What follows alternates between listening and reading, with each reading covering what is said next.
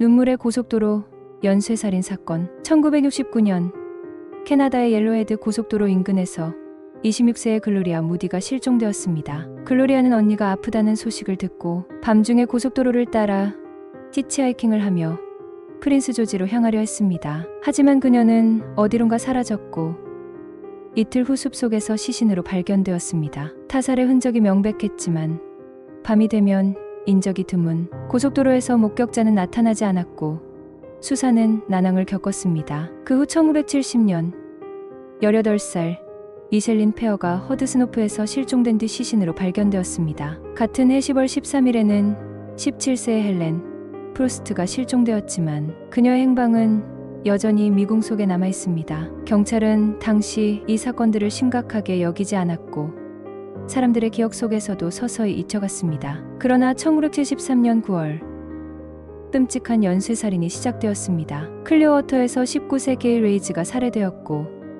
캐무프스에서 19세 페멀라 달링턴이 살해당했습니다. 이듬해 16세 콜린 맥밀런과 14세 모니카 이그너스가 희생되었습니다. 이후에도 여러 젊은 여성들이 차례로 실종되거나 살해당했습니다. 1995년에는 나나 패트리샤 데릭이 실종되었고 1999년에는 모니카 맥케이가 실종된 후 살해되었습니다. 이후에도 2000년대까지 연쇄살인은 멈추지 않았으며 많은 여성들이 고속도로에서 사라지거나 살해당한 채 발견되었습니다. 이 연쇄살인은 2009년에 이르러서야 캐나다 경찰이 특수수사팀을 구성하면서 본격적인 수사가 시작되었습니다. 경찰은 공식적으로 20명의 피해자를 인정했지만 지역 원주민들은 피해 여성이 최소 43명에 이른다고 주장했습니다. 심지어 위키피디아 영문판에는 80명 이상의 피해자가 있다고 서술되어 있습니다. 주민들의 압박과 시위 끝에 경찰은 늦게나마 수사를 시작했지만 범인들은 여전히 잡히지 않았습니다. 옐로헤드 고속도로는 주로 가난한 원주민들이 사는 지역을 관통합니다. 이들은 대중교통수단이 제한되어 있었기 때문에 위험을 알면서도 히치하이킹을 선택할 수밖에 없었습니다. 이러한 현실을 이해하지 못한 경찰은 단지 히치하이킹을 하지 말라는 표지판만 세웠을 뿐이었고 주민들의 분노는 커져만 갔습니다. 그나마 다행인 점은 현재 마을과 마을을 잇는 셔틀버스가 운행되고 비상전화가 설치되는 등 대책이 마련되었다는 것입니다. 그러나 여전히 감시에 한계가 있어 범죄는 끊이지 않고 있습니다. 이처럼 옐로헤드 고속도로 일대에서는 연쇄살인뿐만 아니라 다양한 범죄가 발생하고 있으며 이는 경찰 수사의 어려움을 가중시키고 있습니다. 유력한 용의자 중 한 명으로 지목된 바비 잭 하울러는 성범죄로 수감되었다가 2006년 폐암으로 사망한 인물입니다. 그의 DNA가 6번째 희생자인 콜린 맥밀런의 시신에서 발견되었고 캐나다 경찰은 그가 최소한 3건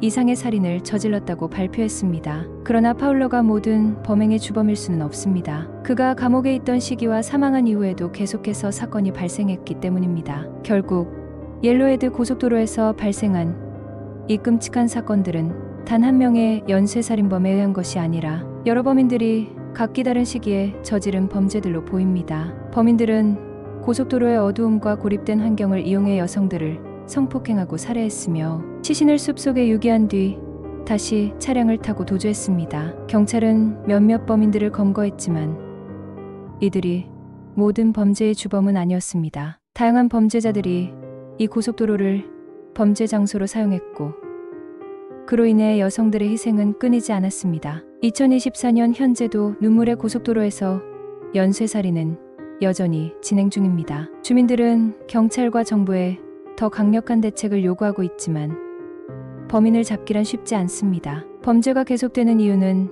단순히 경찰의 무능함 때문이 아니라 이 지역 자체가 범죄를 저지르기 쉬운 조건을 갖추고 있기 때문입니다. 지금 이 순간에도 살인마들이 이 고속도로를 배회하고 있을지 모릅니다. 안전을 지키기 위한 노력은 계속되고 있지만 아직도 많은 여성들이 위험에 노출되어 있습니다.